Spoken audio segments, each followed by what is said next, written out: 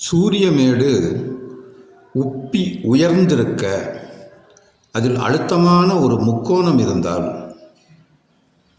அவர் அரசியல்வாதியாகி நாட்டு நன்மைக்காக பாடுபடுவார்.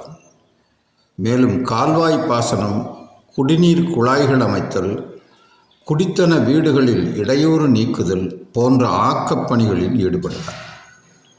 சூரியமேடு உப்பி நின்று அதில் தீர்க்கமான ஒரு நட்சத்திர குறி இருந்தால் அவர் ஏழையாகவே இருந்து தரித்திரத்தால் சோதிக்கப்பட்டாலும் கூட பிற்காலத்தில் திடீரென தொழில் விருத்தி, வியாபார விருத்தி போன்றவை ஏற்பட்டு சொத்து, சுகம், செல்வம், கீர்த்தி பெருகி பலரும் கண்டு வணங்கும் பிரபுவாக ஆணையிடும் ஒரு அதிகாரத்தோடு உள்ள பெரும் பதவியும் அவருக்கு கிட்டும் என்று இந்த சூரியமேட்டில் உள்ள குறிகள் குறித்து கூறியிருக்கிறது.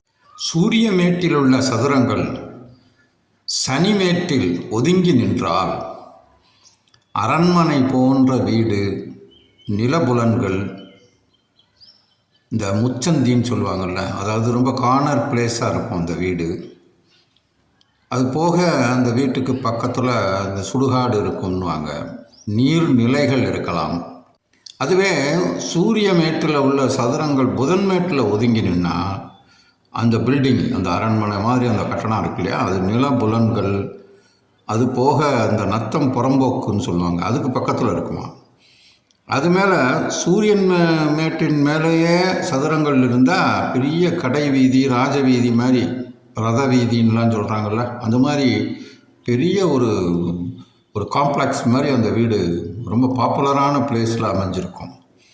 அந்த மாதிரி ஒரு அமைப்பு இருக்கும்னு சொல்லப்பட்டிருக்கு.